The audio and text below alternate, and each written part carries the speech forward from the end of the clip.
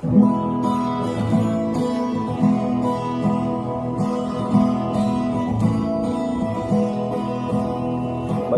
makinig, matuto. Manood, makinig at matuto. May aral natin ang kwento ng bayan ko. Magandang araw! Isang bagong paglalakbay na naman mula sa kaba ng mga kwento ng bayan ko ang ating pagsasaluhan ngayon. Ako nga pala si Teacher Abby na maghahatid sa inyo ng mga kwentong kapupulutan ng aral. Ang babasahin ko ngayon ay kwento ng isang batang si Potpot na ubod ng likod at kung paano siya unti-unting nagbago.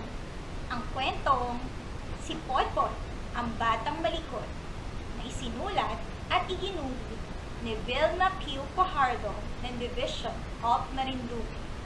Binigyang buhay ito sa anyo ng isang multimedia ng inyong lingkod, binibining Abigail Descartin ng Bagumbong Elementary School, Division of Caloocan City.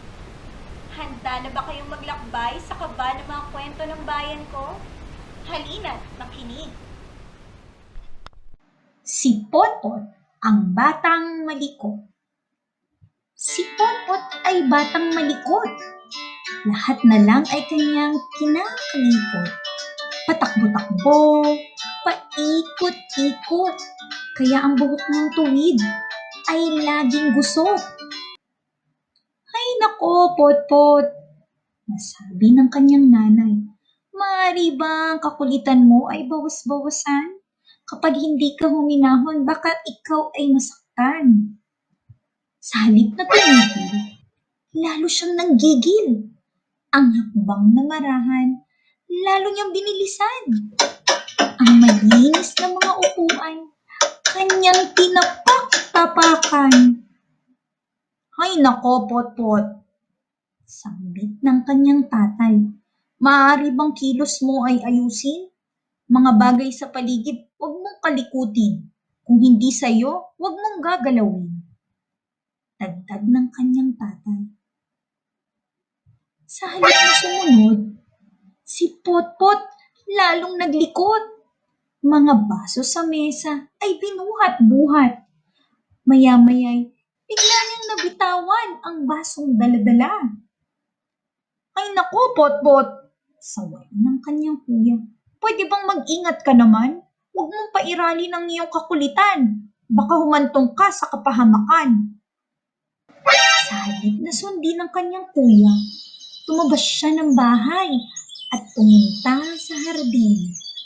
Pinitas niya ang mga bulaklak na nakatanim.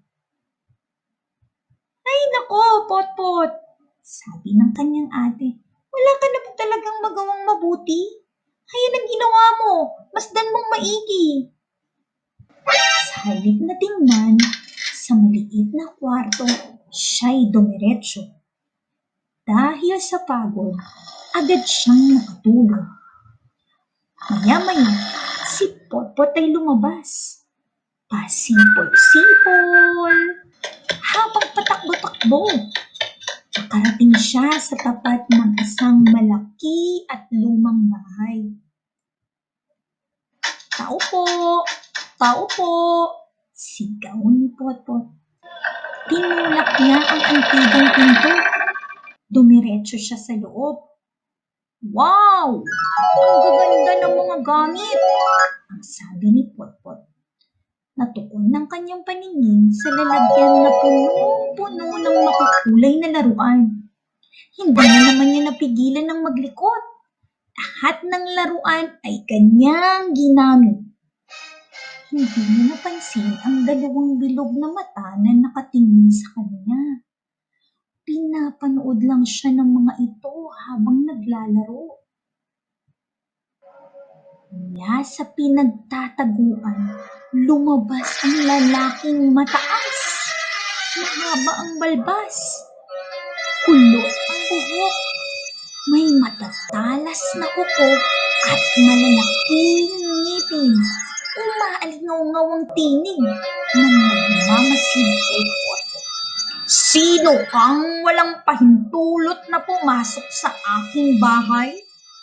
Nakatingin si Potpot sa may-ari ng tinig. Nanginig at nanlamig si Potpot. Ako po si Potpot. Aha! Ikaw pala si Potpot, ang batang malikot. Lahat ng bagay ay kinakalikot. Hindi mo ba alam na hindi na makakalabas ang sino mang pumasok dito? Sigaw nito.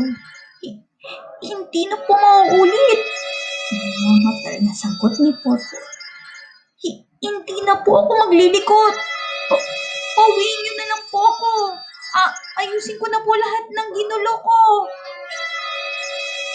Aayos ko na po lahat ng ikinalat ko. Pauwiin niyo na po ako. Pagsusunod ni Potpot.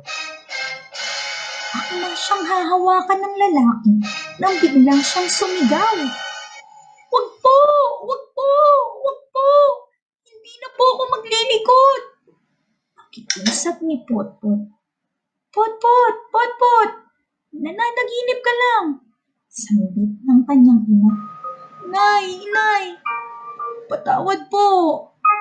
Sabay takap sa kanyang mami. Simula po ngayon, hindi na po ako maglilikot.